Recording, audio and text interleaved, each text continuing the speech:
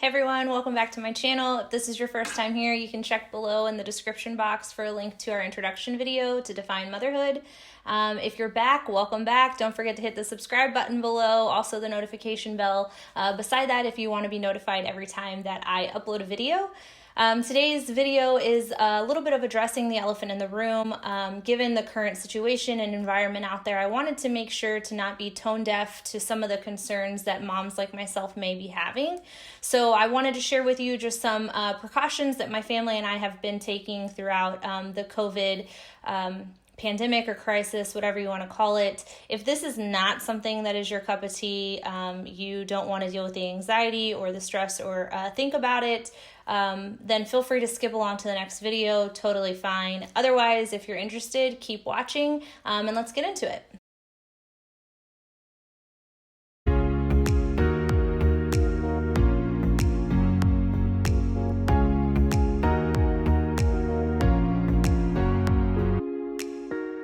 So as we made the decision to start self-isolating or quarantine for our family, we kind of started to think through how do we best protect ourselves in the current situation and environment. And so to do that, it really came down to two things for us. The first being making sure that we were minimizing our risks as much as possible. And then secondly, trying to optimize our supplies at home and the replenishment of those supplies. And so in order to do that, we kind of came up with like 4 buckets of thought, if you will. The first being planning ahead. So we really had to shift our mindset into we can't just run and go get something at a convenience point for us, right? We really had to start thinking through. Amazon, for example, as most of you know, has started pushing out shipment windows or delivery windows because they're prioritizing products that are most pressing, as well as limited supplies on things that normally you would just run out and get. Even things like grocery pickup orders in our area, at least, are starting to push, or were pushing at some of the worst times, 10 days. Even now it's like 5 to 7 days. So we really started making sure that we were putting thought into what we needed, not just looking at our grocery situation and saying, okay, what do we need for next week, but what are we out of now? What do we need in the next few days? And then what are we going to need potentially in a week and a half, so that we're not ditch to ditch between grocery orders. The other thing was making sure that we were having as much delivered as possible and then consolidating what we were ordering. So if at all possible, trying to order everything at once and having less one-off items, so that one, we were receiving less packages.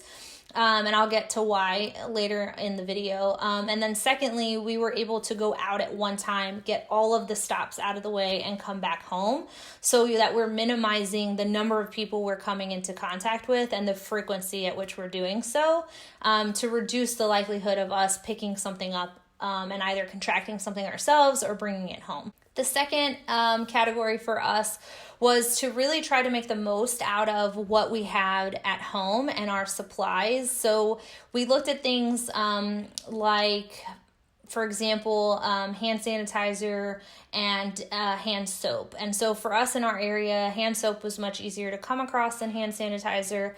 And it's also more effective in washing your hands and eliminating bacteria and viruses. So basically what we'd opted for early on was, if we are around a source of water and we can use liquid soap to wash our hands, then that's what we opted to do rather than sanitizing with hand sanitizer. The other thing is, the idea behind quarantine is that you're not running out as frequently as you used to. So hopefully you're not needing these sanitary products as often, so that you're able to stretch them a little bit further. So for us, we prioritized the little bit of sanitizer that we did have for when we did have to go out. So if my husband had to go into a store to get groceries or for toilet paper or things like that, that you're not able to do on a pickup order, he made sure to sanitize his hands prior to getting into the car, so that we didn't have to worry about bringing things into the car. We made sure that we helped our toddler when we went outside and he was picking up rocks or anything like that, to sanitize as quickly as possible before his next pit stop. And that was really with the idea in mind that we wanted to limit the amount of time he had from touching something that potentially carried bacteria or viruses on it and then touching his face. As many of you moms know, it's like a instant, like, I touched something, I need to touch my face now. So we wanted to just cut back on that as much as possible. And then beyond that, there are things like liquid sanitizing detergent that is available. Lysol makes a variation of it, which we had purchased, around the holidays as cold and flu season started to pick up. So we have some left, but I think what a lot of people forget sometimes is you don't need liquid detergent or a special kind of detergent to sanitize. If you are able to wash on your laundry machine on a hot cycle, that sanitizes your clothes for you. So you don't have to have an extra product or make an extra trip to try to find it.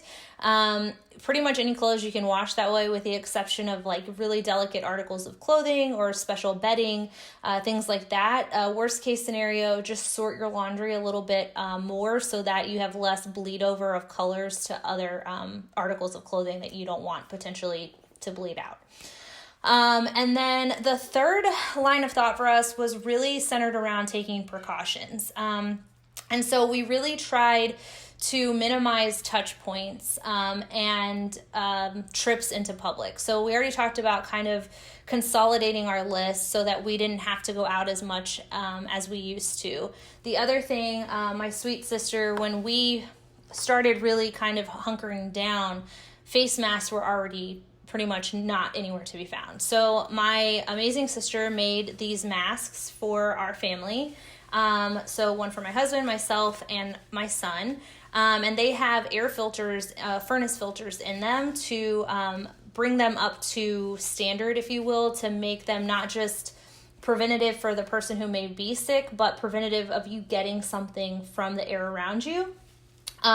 This one for my son goes over his head, not just around his ears, since little one's ears are kind of small and hard to keep it on there. For my newborn, if we had to take her out for like a doctor's appointment or for vaccines or anything like that, we cover her car seat with a car seat cover. You could also use like a thinner blanket.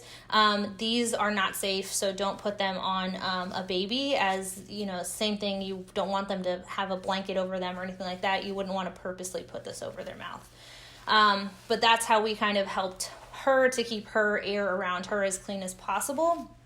I'll put a link. She got the video to make these off of YouTube, so I'll put the link in the description box below. If you're interested, you can do that for your family as well. We also tried to minimize what we were bringing into our house from a package perspective. So previously I had mentioned how we try to minimize the number of deliveries by really thinking through what we were ordering and trying to get as much on one order as possible. And the reason is, with how many places a cardboard box or a cardboard package can touch or be, we knew that we wanted to help to minimize bringing that into our home, because in our house is where we're more relaxed to touch our face or to blow our nose or eat food or whatever the case may be. So we didn't want to bring high pollutant items into our home where we're the most vulnerable. So to eliminate that, what we did was we started opening packages in the garage or outside. We used either lawn gloves, or you could use like workout gloves, anything that covers your hands.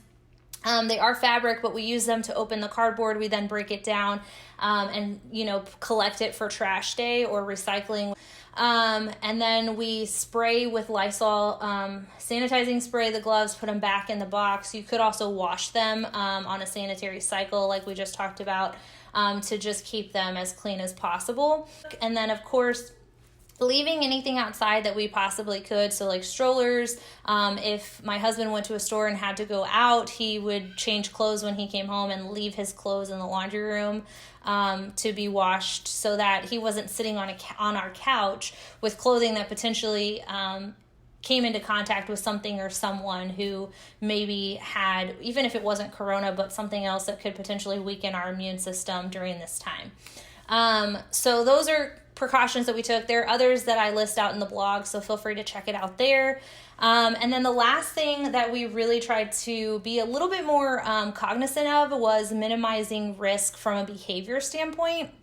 And so what I mean by that is, if we have to go somewhere, the way that our family typically works is, if we have to go to Target, then we go, my husband, myself, and our 2 kids, if at all possible, because we like to be out and about. So we knew that we needed to rethink that behavior, and if we needed to go out to get something, we didn't want to expose the kids. Even if they are less likely to get it, my father has heart issues and high blood pressure. He's a higher risk group for contracting corona and for it to be potentially deadly. So I didn't want my son to have contact with it and potentially bring it home or introduce it to him if at all possible.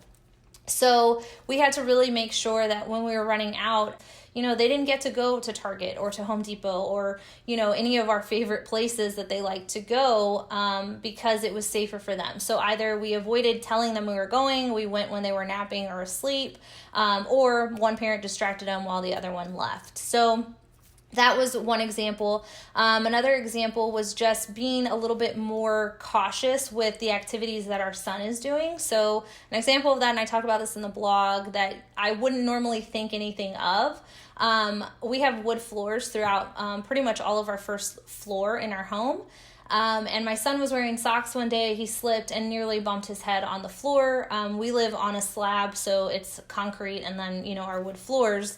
And in that moment, I just thought about, if we had to go to the emergency room, the hospital is like one of the worst places to be right now, given the current situation in terms of exposure. So just really thinking through and being more mindful as a parent, to help your child navigate that. And I'm not saying be like overly cautious, like I just took his socks off and he ran around just like normal, right?